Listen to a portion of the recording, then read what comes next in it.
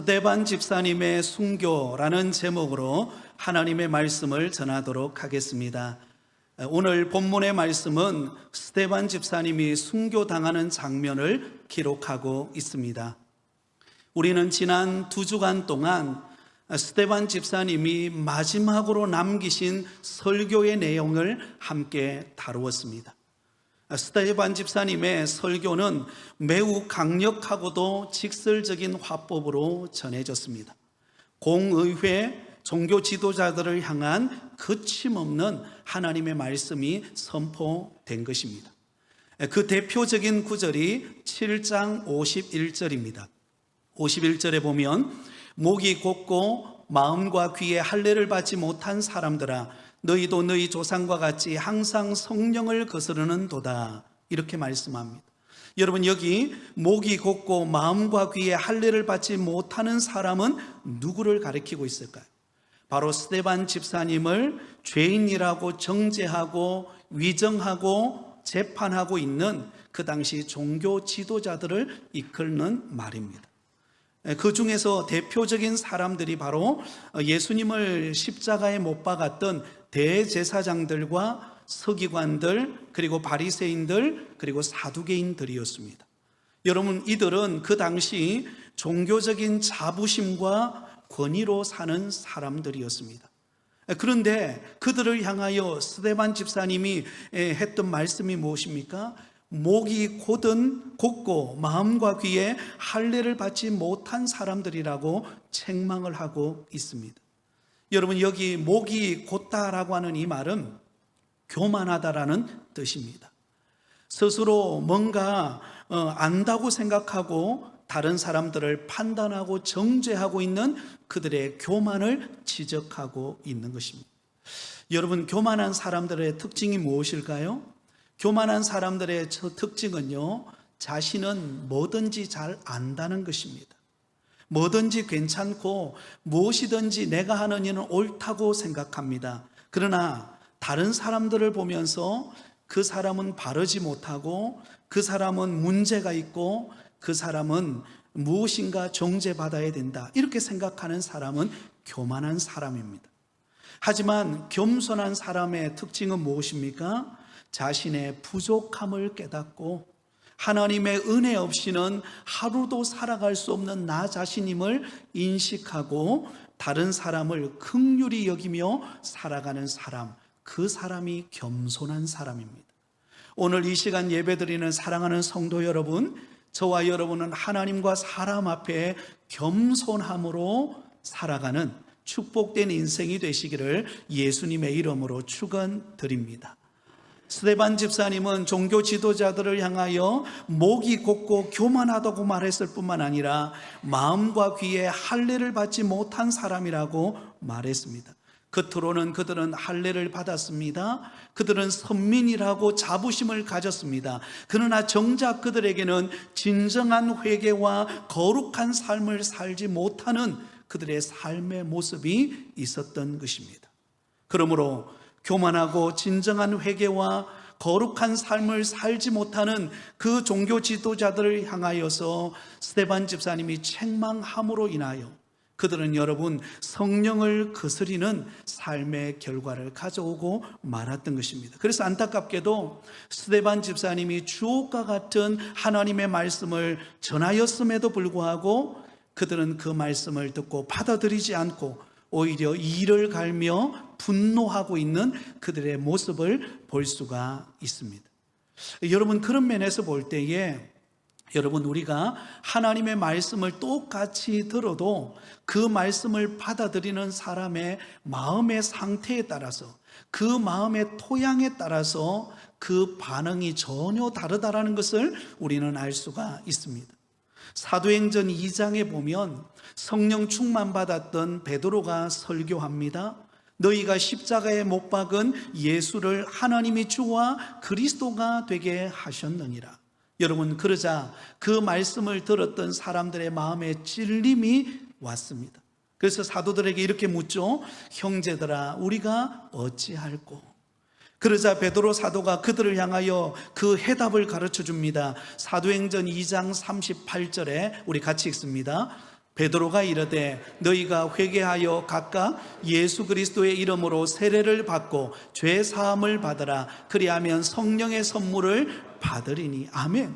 너희가 회개하고 예수 그리스도의 이름으로 세례를 받으면 죄 사함을 얻고 성령을 선물로 받게 될 것이다. 그러자 여러분, 그들이 회개하고 세례를 받고 성령을 선물로 받았습니다. 그때 믿은 사람들이 3,000명이나 되었다라고 그렇게 말씀합니다. 하나님의 말씀을 듣고 그 말씀을 흘려보내는 것이 아니라 그 말씀 앞에 회개하고 돌이키고 은혜로 살았을 때 그들은 여러분 성령을 선물 받는 축복의 열매를 맺게 되었던 것입니다. 그런데 오늘 본문에 똑같이 스데반 집사님이 설교를 했음에도 불구하고 그들은 어떻게 반응하고 있습니까? 54절입니다. 이렇게 반응합니다. 같이 읽습니다. 그들이 이 말을 듣고 마음에 찔려 그를 향하여 이를 갈거늘. 스데반 집사님이 주옥과 같은 하나님의 말씀을 선포했습니다. 그런데 그들이 그 말씀을 듣고 찔리기는 했지만 그들이 돌이킨 것이 아니라 도리어 이를 갈며 스데반 집사님에게 분노하고 있는 그들의 모습을 보여줍니다. 너무나 안타까운 모습이 아닐 수가 없는 것입니다. 성령에 의해서 찔림을 받았지만 그들은 그 마음속에 그 말씀을 믿음으로 받아들인 것이 아니라 도리어 배척하고 분노하고 이를 가는 그들의 완악한 모습을 보여주고 있다는 것입니다. 사랑하는 성도 여러분, 저와 여러분은 하나님의 말씀을 들을 때 그 말씀을 믿음으로 받아들이는 은혜가 있기를 바랍니다.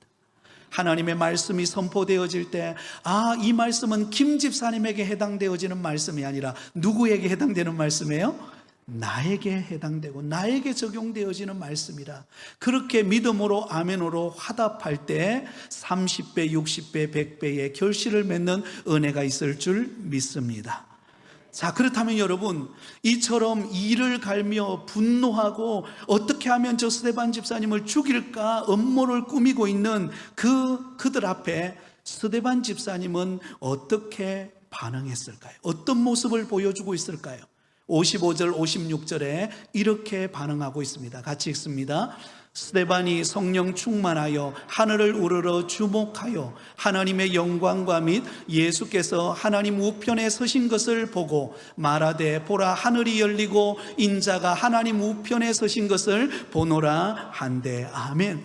여러분, 여기 보면 두 가지 반응을 보이고 있는 스데반 집사님의 모습을 찾아볼 수가 있습니다. 그 첫 번째로는 스데반 집사님은 성령 충만한 모습을 보이고 있습니다. 성령 충만했어요. 55절은 이렇게 시작하죠. 스데반이 성령 충만하여. 여러분, 이 사실은 놀라운 사실이 아닐 수가 없습니다. 지금 스데반 집사님이 처해져 있는 상황이 어떤 상황입니까? 매우 불리하고 위협적인 상황이었습니다. 그곳에 모인 모든 종교 지도자들은 분노와 이를 갈면서 스데반 집사님을 죽이려고 하는 다급한 상황이었습니다.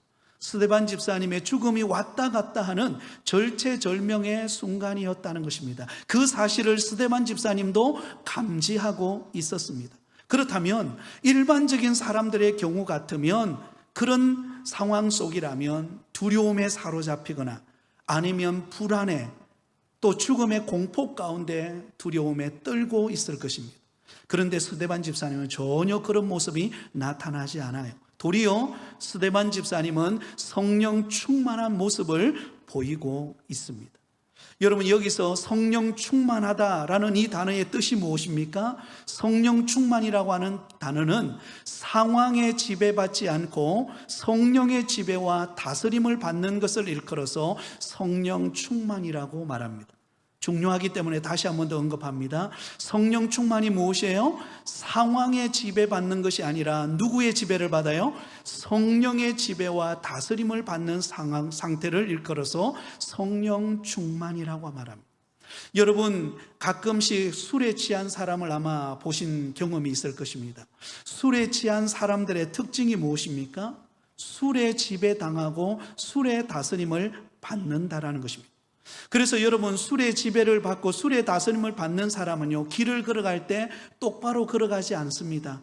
좌로 갔다가 우로 갔다가 왔다 갔다 합니다. 또한 여러분 어떤 분의 경우에는요, 술에 흠뻑 취한 사람은요, 전봇대 앞에 서가지고 한참 전봇대와 이야기를 나눕니다. 그래 내가 뭐 그렇고 이러면서, 여러분 사람과 대화를 해야 되는데요, 전봇대를 앞에 세워놓고 전봇대와 대화를 나눕니다. 그리고 여러분 길거리가 자기 안방인 줄 알고 거기서 한참 잠에 취해서 자는 사람도 있습니다. 왜 그럴까요? 술의 지배를 받았기 때문입니다. 술의 지배를 받으면요, 물불을 가릴지 몰라요. 상황이 파악이 안 되는 것입니다. 지금 내가 길가에 자고 있는지, 지금 내가 전봇대 앞에서 이야기하고 있는지 제정신이 아닌 거예요. 마찬가지로 여러분 스데반 집사님은 성령 충만했다 그랬습니다. 성령 충만하니까는요, 그 상황의 지배를 받지 않는 것입니다. 그 상황이 좋든 나쁘든, 지금 위기 가운데 있던, 자기를 죽이려고 하는 지금 업무로 인하여서 지금 위협의 상황 속에 놓여 있던, 상관하지 않았어요. 왜? 자신은 상황의 지배받는 사람이 아니라 누구의 지배를 받아요? 성령의 지배를 받고 있었기 때문에, 성령의 이끌림을 받고 성령의 다스림을 받았기 때문에 여러분 그 상황 속에서도 담대할 수 있었고 주눅들지 않을 수가 있었다라는 것입니다. 사랑하는 성도 여러분, 성령 충만한 사람과 성령 충만하지 않는 사람의 차이가 무엇일까요? 성령 충만하지 않은 사람은 상황의 지배를 받습니다. 상황에 민감하게 됩니다. 조금 잘 될 때는 흥분해가지고는 모든 게 막 좋다고 흥분해 있습니다. 근데 조금 상황이 어려우면은요, 절망합니다. 내가 왜 이런 일을 당했을까? 왜 나에게 이런 힘든 상황이 펼쳐졌을까? 그리고는 좌절하고 낙심하고 찬양하고 기도하기보다도 불만과 낙심에 사로잡혀서 여러분 믿음을 잃어버리는 경우들을 보게 됩니다. 그러나 여러분 성령 충만하면 달라집니다.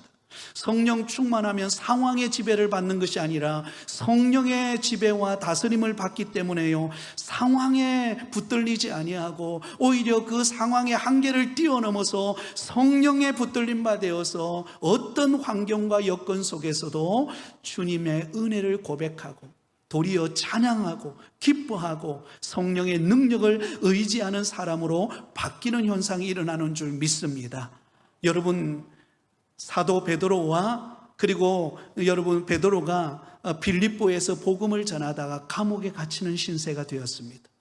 그는 매질을 당하고 옥고에 매여서 여러분 바울과 실라가 착고에 차여서 꼼짝달싹할 수 없는 상황 속에 놓였습니다. 우리 같으면 어떻게 했습니까? 절망하고 말 것입니다. 아니 주의 복음 전하다가 이 위기를 만나서 이 감옥 생활을 하고 이렇게 매질을 당하여서 꼭꼭 묶인 상태로 이렇게 있는 자신의 상황을 보며 절망할 것입니다. 그런데 여러분 바울과 실라는요, 그곳에서 하나님 앞에 기도하고 무엇합니까? 찬송합니다. 하나님을 찬송하고 간절히 기도하니까 놀라운 기적의 역사가 일어나요. 옥문이 열려버려요. 그리고 땅이 진동하더니 여러분 그들의 묶어두었던 착고가 풀리면서 그들이 그곳에서 나올 수 있는 은혜를 입게 된 것입니다. 어떻게 일이 가능했을까요? 바울과 실라는 성령의 충만함에 붙들렸기 때문입니다.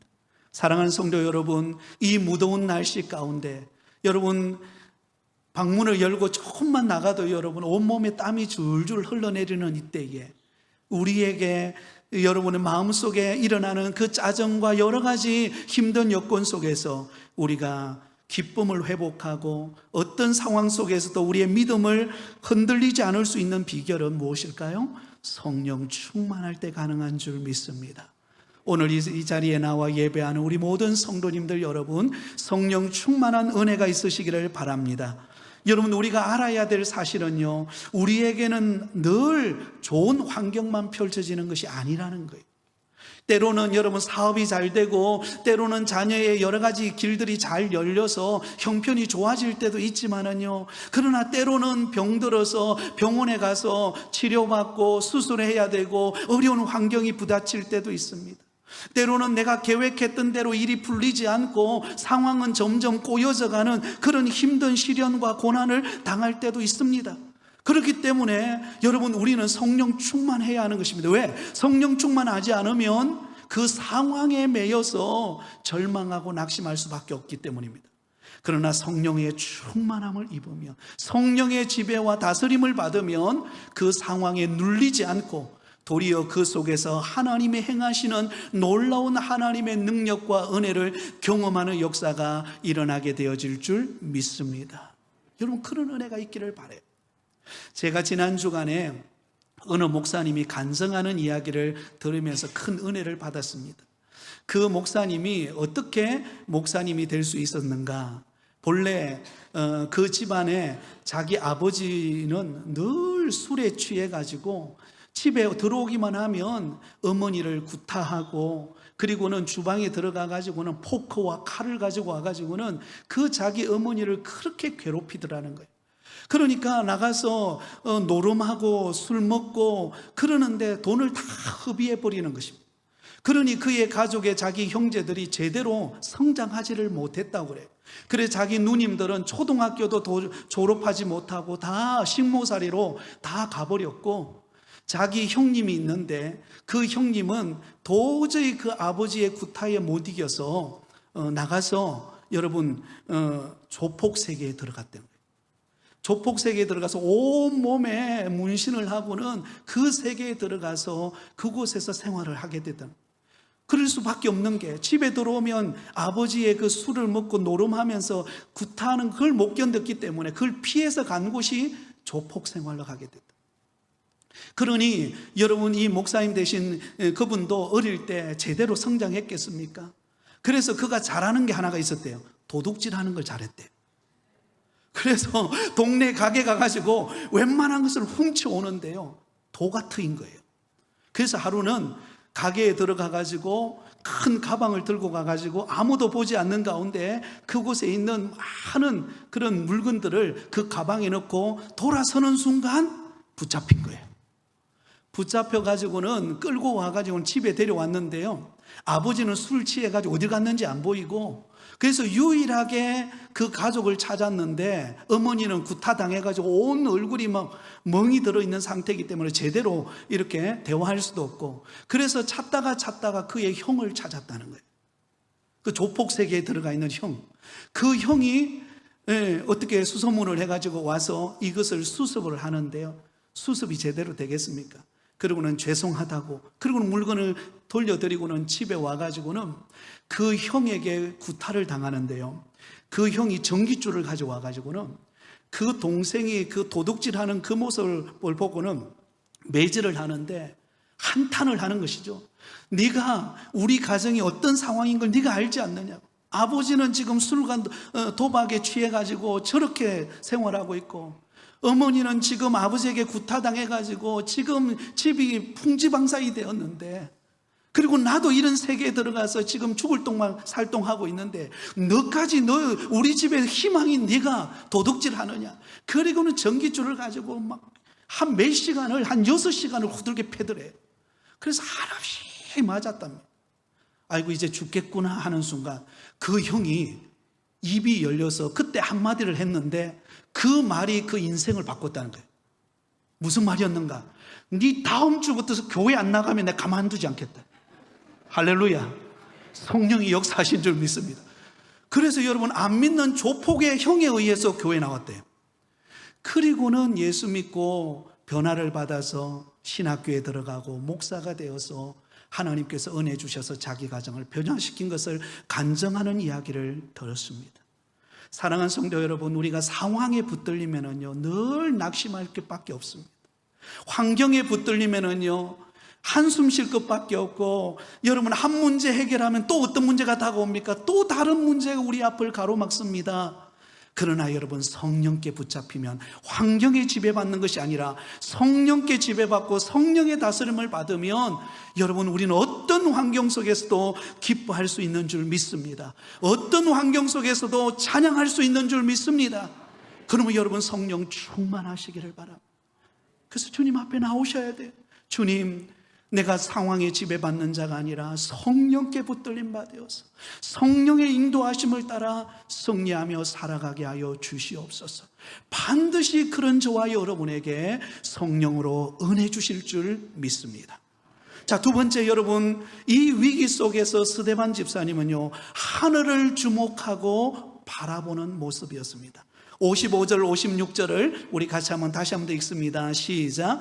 스데반이 성령 충만하여 하늘 우러러 주목하여 하나님의 영광과 및 예수께서 하나님 우편에 서신 것을 보고 말하되, 보라, 하늘이 열리고 인자가 하나님 우편에 서신 것을 보노라 한대. 아멘.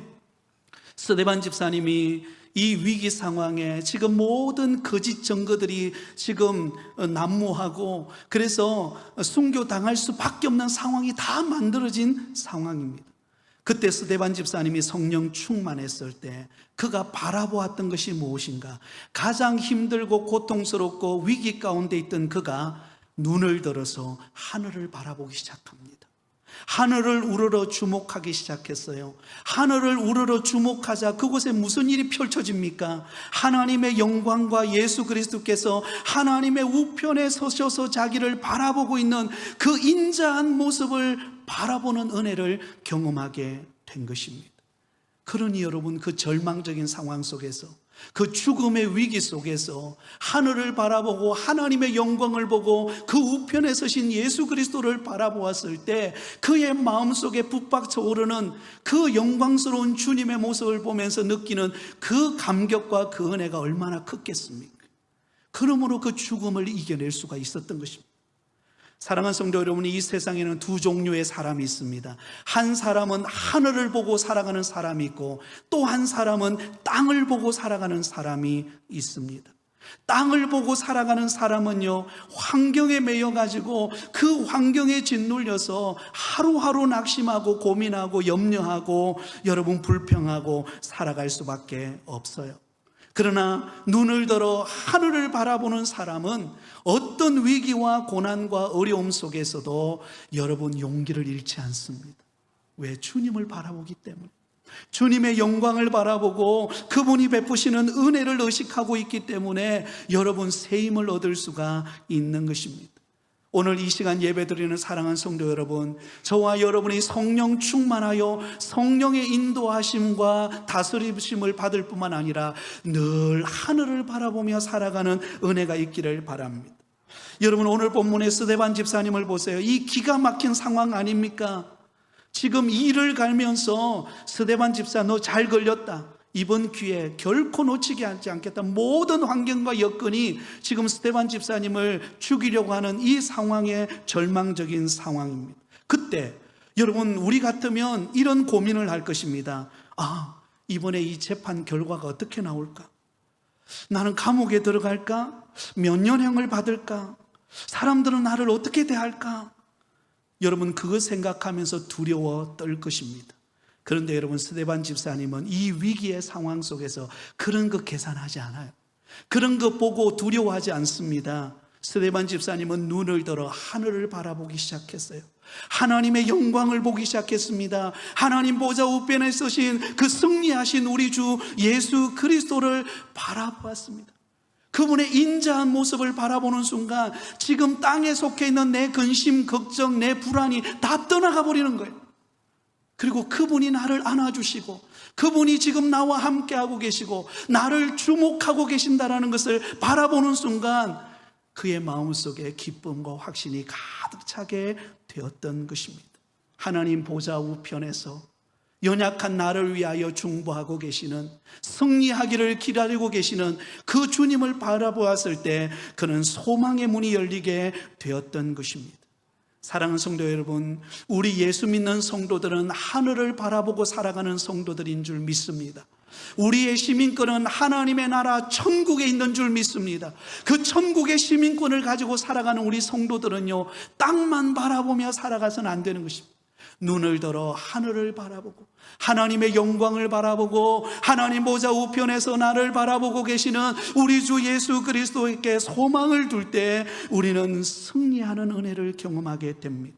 사도 요한은 예수님을 관하여서 요한 1서 1장 1절과 2절에 이렇게 기록하고 있습니다. 같이 읽습니다. 태초부터 있는 생명의 말씀에 관하여는 우리가 들은 바요 눈으로 본 바요 자세히 보고 우리의 손으로 만진 바라. 이 생명이 나타나신 바 된지라. 이 영원한 생명을 우리가 보았고 증언하여 너희에게 전하노니 이는 아버지와 함께 계시다가 우리에게 나타나신 바 된 이시니라. 아멘. 사도 요한은요, 예수 그리스도에 관하여 이렇게 말합니다. 우리가 들은 바요 눈으로 본 바요 자세히 보고 우리의 손으로 만진 바라. 직접 보고 느끼고 경험했다는 것입니다. 그 예수 그리스도가 우리를 구원하시려 이 땅에 오신 메시아임을 고백하고 그 예수 그리스도와 함께 지내고 함께 하는 것을 기뻐하며 사도 요한은 그 밤모습의 그 위기 속에서, 그는 그 고독 속에서 견뎌낼 수가 있었고, 하늘을 바라보는 순간 그 천상의 그 신비한 하나님의 능력의 역사를 기록하여서 요한계시록을 쓸 수가 있었던 것입니다.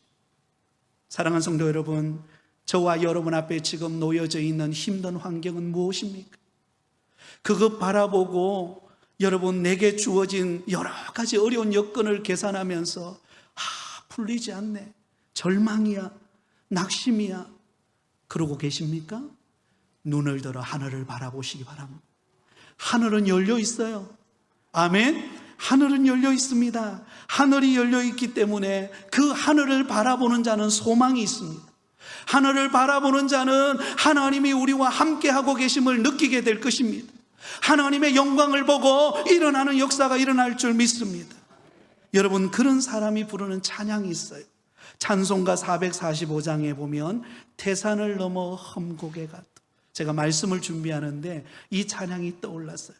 태산을 넘어 험곡에 가도 빛 가운데로 걸어가면 주께서 항상 지키시기로 약속한 말씀 변치 않네. 우리 같이 부릅니다.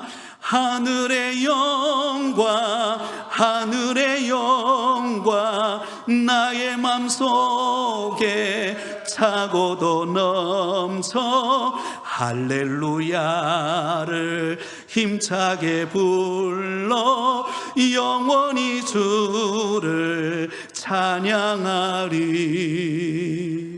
여러분, 태산을 넘어 험곡에 가도 우리가 빛 가운데로 걸어가는 것은 하나님의 영광이 우리를 비추고 있기 때문입니다. 여러분, 눈을 들어 소망의 눈을 열어 하나님을 바라볼 때 우리는 어떤 어려움과 위기도 극복할 수 있어요. 그래서 여러분, 기도가 은혜인 것은요, 기도하기 전에는 낙심이 되고 절망이 되고 내게 찾아온 그 환경이 너무 힘들어서 주저앉고 싶을 때가 너무 많아요. 그런데 하나님께 맡기고 기도하고 하나님이 비춰주시는 음성과 그 영광을 보면은요, 기도하기 전과 기도하기 후가 다릅니다. 아무 상황은 바뀐 게 없는데, 그런데 확신이 생겨요. 하나님이 하신다, 하나님이 역사하신다, 하나님은 은혜 주신다. 아멘. 그것을 바라보고 담대히 나아가는 은혜를 경험하는 것입니다. 그리고 때가 되면요, 응답이 이루어져요. 하나님의 은혜가 임합니다. 사랑하는 성도 여러분, 그러므로 믿음의 눈을 들어 하나님을 바라보며 주 바라기 인생을 살아가는 저와 여러분이 다 되시기를 예수님의 이름으로 축원드립니다.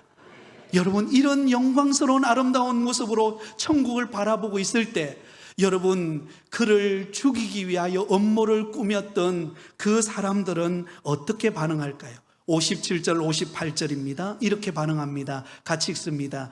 그들이 큰 소리를 지르며 귀를 막고 일제히 그들에게 달려들어 성 밖으로 내치고 돌로 칠세 정인들이 옷을 벗어 사울이라는 청년의 발 앞에 두니라. 아멘. 여러분, 안타까운 장면이 나옵니다. 스데반 집사님은 이제 돌에 맞기 직전이에요. 그러나 성령 충만하여 하늘을 보고 하나님의 영광과 그 보좌 우편에 서신 그 영광스러운 주님을 바라보며 소망 중에 있지만, 그러나 그를 죽이려고 했던 종교 지도자들의 모습은 어떻습니까? 그들은 큰 소리를 지르며 귀를 막습니다. 큰 소리를 지르면서 스데반 집사님이 선포하는 메시지를 들었지만 그들이 귀를 막아버렸어요. 더 이상 듣지 않겠다는 것입니다. 더 이상 받아들이지 않겠다는 거예요. 여러분, 가장 어리석은 인생은 하나님의 말씀, 영혼의 양식인 말씀이 떨어지는데 그 말씀을 받지 않는 사람이에요. 그 말씀을 듣지 않고자 길을 막아버리는 인생입니다. 그 인생이 가장 초라한 인생이고 어리석은 인생이에요. 어떤 사람이 복된 인생입니까? 하나님의 말씀이 강단에서 선포되어질 때 내 귀를 열고 내 마음의 문을 열고 아멘으로 화답하고 받아들이는 인생이 축복된 인생입니다. 여러분, 이스라엘 백성들이 광야의 길을 걸어갈 때요, 하늘에서 만나가 내렸어요. 그 만나를 내린 그 만나를 먹고 하루하루 그 힘든 광야의 길을 이겨내었습니다. 우리 성도들이 이 험한 세상을 어떻게 이겨낼 수 있습니까? 우리에게 선포되는 하나님의 영혼의 양식을 먹을 때, 그 영혼의 양식에 귀를 기울이고 그 말씀이 나의 말씀이라고 받아들일 때, 여러분, 우리는 살아나는 은혜를 입을 줄 믿습니다. 그런데 어리석게도 그들은 받아들이지 않았어요. 그리고는 어떻게 합니까? 일제히 스데반 집사님에게 달려들어서 성 밖으로 내치고는 돌로 쳐서 그를 죽입니다. 안타까운 장면이 나타나죠.